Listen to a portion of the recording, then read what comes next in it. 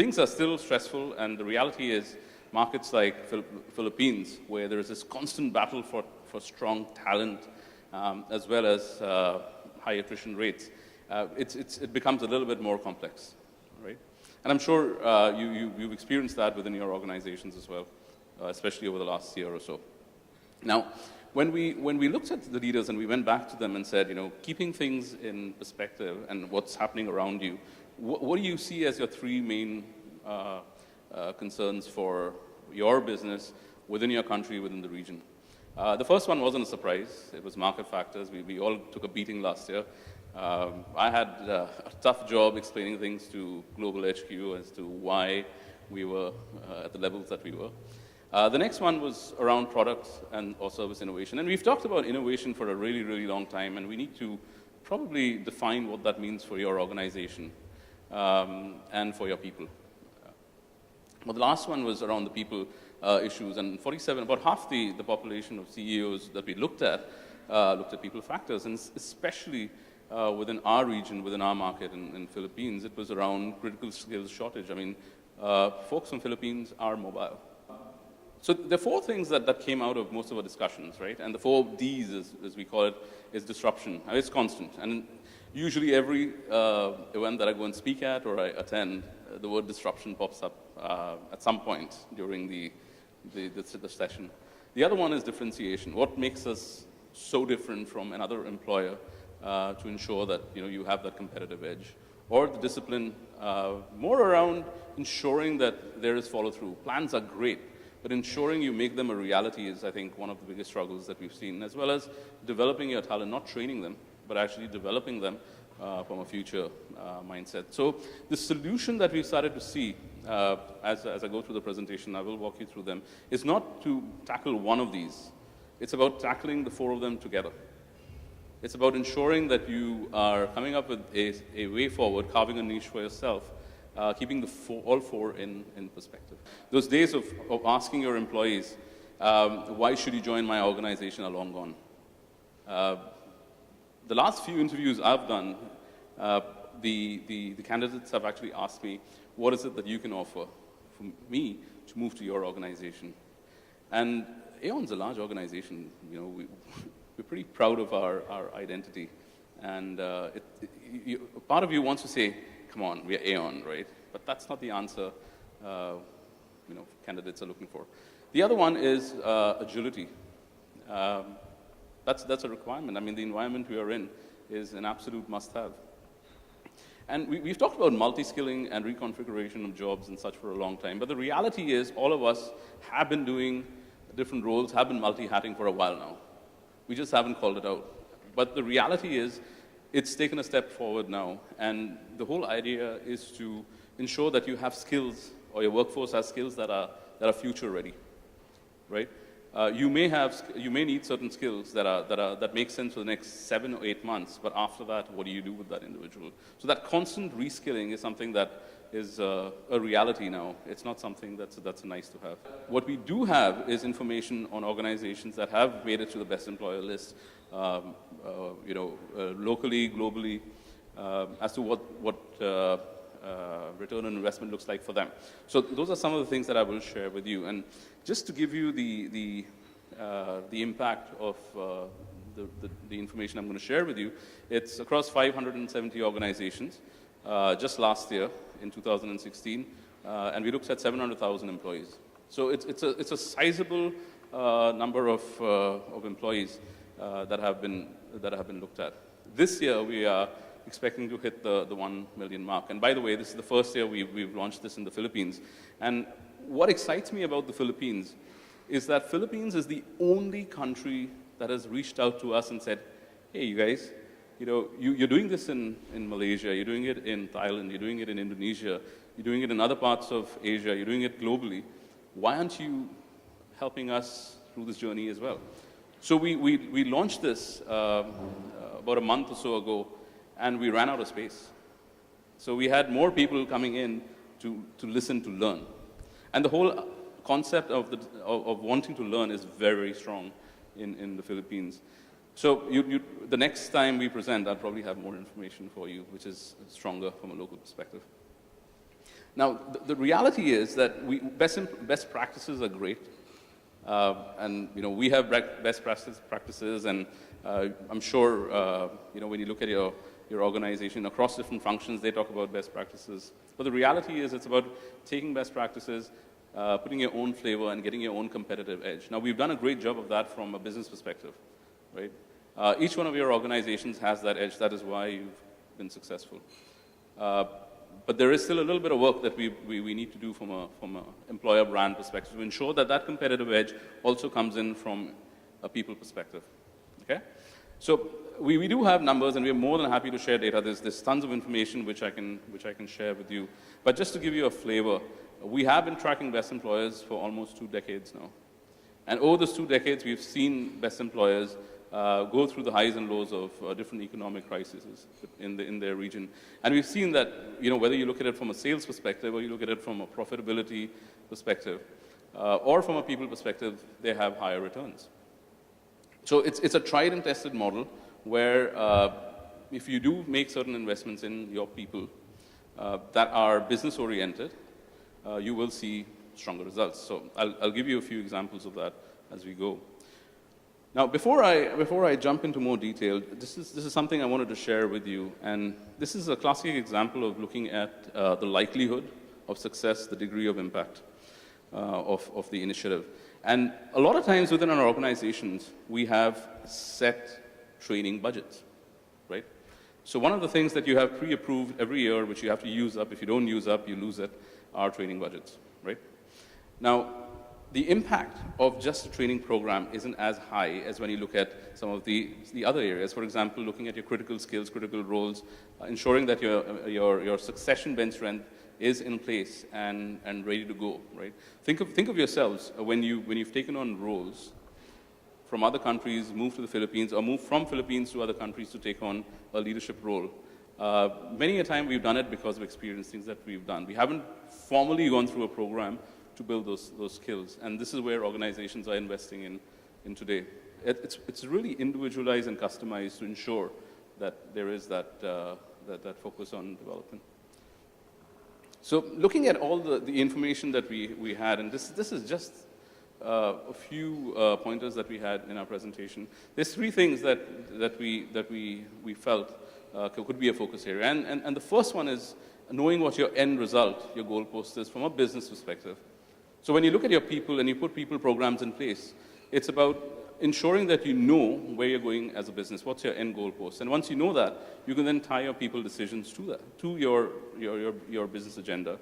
And at the end of the day, it's about a business case. So anything that is presented to you as leaders or you present on needs to have that compelling story as to why a certain amount of investment is made. Now, many a time we look at attrition and we say, yep, there's about 50% attrition in our industry. Okay. But what do you do as an employer to ensure that attrition doesn't take your high performers and your high potentials as well? Right? Is there anything proactively done, or is that something that may just happen if we are lucky? So when I look at the end result goalpost, and what I mean by that is, if you look at the first point, right, and just as an example, we talk about sustainable future. Yes, we definitely need to have certain metrics, and some of the obvious ones are measuring employee attrition, which we do, which is great. Good to know that there's an X% attrition in the industry or within the country, but it doesn't do much, right, at that point. And it's also about then going and measuring high performer and high potential attrition. Now, some organizations will say, yeah, so we do that too, which is fantastic. And then the last one is saying, how do you do competency-based assessments, right? Based on what is expected of the role, not just of a job description, to ensure that you know where the gaps are and you're actually taking preemptive action to ensure things change. But you don't just stop there. And I think that's where the differentiator comes in when we look at best employers. And the first one is looking at things like maybe attrition rate of key or critical talent from a future competence perspective. So it's great to know that this is what you expect of the organization, but as a business, do we know what we expect of our people in, say, 5 years from now, right? What do we expect of our business 3 years from now? Are we expanding? Are we growing? I mean, if you look at the Philippines, there are very strong growth ambitions. So are the folks ready within your organization to actually help you bridge that gap, right? The next one is how likely who are likely to be high potentials? Are you judging them once they're on board, which might be a little too late to know if they're a high potential, or are you doing that during the whole hiring process to say, we need to hire an X number of high potentials when they come into our organization? The whole idea of HR looking outside in is, I think, the next area. And I think two things that I'll probably pick up on this is actualizing culture. So we've talked about our culture, which is great. They're colorful words that are put on the wall, which is fantastic. We talk about our culture when we talk about recruitment and such, but how do you make that a reality, right? If people were so associated with your culture, there wouldn't be a 50% attrition within the organization, to be absolutely blunt. And also the whole concept of influencing change, right? Who are your change agents in this organization? And it's not always HR. Like the people change agents are great, but the reality is you need to infuse them across the business. So the whole concept of attracting also is around the employee value proposition. What is it that you have to offer to that employee? Is the employee coming, is this potential employee coming because you're paying them a little bit more, or are they coming because you have a stronger value proposition for them? The reality is, if they're going to come in for that little bit more, they're going to leave you for that little bit more as well, right? But if they're coming to you for a strong value proposition, the chances of them staying with the organization and striving is probably going to be much, much higher. Okay? Also, it's about improving your performance, which comes down to the whole managerial aspect of conversations. We are often asked, does performance management make sense? People are doing away with performance management programs. They're doing away with plans. The reality is you will have to have some form of performance conversation. It doesn't have to be the traditional way of doing it. There's different ways to do it. But the reality is you still have to set standards. You have to set a goal post. Otherwise, everybody is going to be running in every single direction. Okay?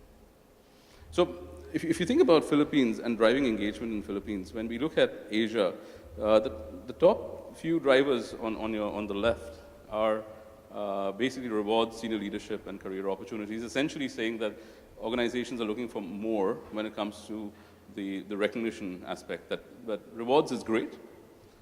We may be paid fairly, that's okay, but what's the little bit extra that you're doing as an organization to recognize your employees, right? Now, employee of the month and all of that stuff is old news. Most organizations are now doing away with that. But there's a fair bit more that's come out, and employees are now trying to understand what else are you doing when it comes to recognition. When we looked at the Philippines, one of the things that stood out as number one was brand alignment, right? What they are telling us as employers is, it's great that you've invested millions of dollars in the business brand, right? But the investment in the people brand is essentially payroll cost, right? It's the cost per employee, it could be, and as well as the training budget. Now, the reality is that we organizations, if you look at the Fortune 1000 over the last 70 years, 70% of them have disappeared. One of the realizations that they had through that initiative was their flagship store that they're extremely proud of, which actually had lower sales than some of the others, was staffed by folks that were not their best employees, right? And that was a reality that hit them, and they had to do a shuffle, and when they did that shuffle, their sales actually shot up because they had people that were genuinely connected with the employer brand and the business brand to ensure that there was success. So let me move on to the last bit of the presentation. And I know it's a little dry, but like I said, there's a lot of data behind this, and I'm more than happy to share that with all of you if you want to focus on a certain specific point which was presented. So there's essentially four things that have come out of the decades of research that we've done, and we feel at this point of time, looking at the next few years, looking at the climate that we're in, the four pillars that will help organizations get to where they want to. The first one is around high employee engagement. Now, employee engagement isn't about going and doing a survey and it's a check in the box exercise, but it's about what you do after. It's about going in and saying, do you truly understand what the employees need? And then getting your business involved to ensure that there is follow through in terms of your employee engagement programs. The next one is around the compelling employer brand, which I talked about, so I'm not going to go into too much detail. But the third one is around effective leadership. And effective leadership is all about what you're doing to build the leaders for tomorrow. It's not about what you're doing today from a succession standpoint, but what do you do to build the next leader get someone ready in the next 6 years, 8 years, 10 years. Okay? And the last one is around high performance culture, which we've talked about high performance culture for a fairly long time. But let's be frank, we haven't seen a lot of movement when it comes to high performance culture, right? We've seen pockets of it, but I don't think any of us can really say that we've created an organization that is a high performance culture organization, right? Now, just a few more slides on these 4 pillars, and the first one is around engagement, right? The way it's moving now, and what best employers have been doing, is they're moving away from that model of doing it once a year, right? And the whole concept is, why do you do it once a year for your employees? And I'm sure many of you do employee engagement surveys, when you listen to your customers all the time. So you know what your customer net promoter score is, but you don't know what your employee net promoter score is, right? So it's moving away from that whole concept of, let's do it once a year, we go present it to the board has given us a KPI, and that's it. They've started a more regular listening process. So just to wrap up, there's 3 success factors that we see for organizations. The first one is around business alignment. There has to be buy-in from the management team, right? If you're a CEO, your CXOs need to buy into the whole concept that you're pushing, otherwise nothing's going to change. It's going to be just another checkbox exercise. So invest that time getting that buy-in and then embark on the initiative. The other one is a partnership approach. You can't do that alone, and I think the first step is you do meet up in forums such as this. So do share information with each other. We do have best employer forums as well, where they have a fair number of programs that they come out and they talk about with organizations. Things that have worked well, things that haven't worked well, and why it hasn't worked well. And at the end of the day, it's not a sprint. So, getting a target to say, I'm going to be number 1 within the people brand in 1 year is good, but then you have to look at it from a journey perspective, say, what all do you need to fix before you can get to that stage? And I think that's the whole measuring piece. Okay. So if you were to embark on your best employer journey today, my suggestion to you, the 5 things that I would suggest is calibrate your talent on a regular basis. Use multiple inputs. It's not just about doing a performance management conversation, and that's pretty much it. You've got to build your 360s into it. You need to do your personality assessments as well. See which teams work well together, rather than saying one person's a high performer, one person's an extrovert, etc. It's about building differentiated rewards for talent, right? Different generations have different asks. FlexBen is just a classic example of ensuring that you can bring that variety into your workforce. Give them those options. Let them decide what the rewards are, rather than you telling them, I've done a benchmarking exercise and I think I pay you fairly. Nobody's going to buy that. Think about yourselves earlier in your careers. When somebody told you that, you may not have always bought into that concept, right? And cultivating a high-performance culture to attract and retain starts from the whole recruitment process to ensure that you are bringing in the right people that are cultural fit to your organization. Otherwise, it's going to be another warm body that will leave in the first year of being with the organization. The other one is looking at action plans and creating career maps for the employees, for them to be able to guide their own career rather than sitting over there and saying, my manager needs to help me with my career. It's about building that career map. And it's been done successfully with a number of organizations where an employee comes in and they know what it means to move to the next level and the level after that. And finally, it's about holding leadership accountable for each one of these steps. There needs to be one face. And I think the one thing that I've seen with best employers is the leadership team is one leadership team. It's not about the CEO driving it or the HRP's person driving it. It's about you driving it together as one team. The minute you look like different individuals and not really one team, you will start to see employees take advantage of you. It's very, very normal because you're not seen as a leadership team. You're seen as individuals at that point of time.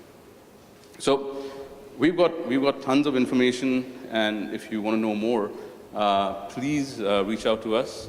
We are around for the rest of the day, and my email's up there. Drop me an email. I'm more than happy to share information. It doesn't cost anything. Great. Thank you very much, folks.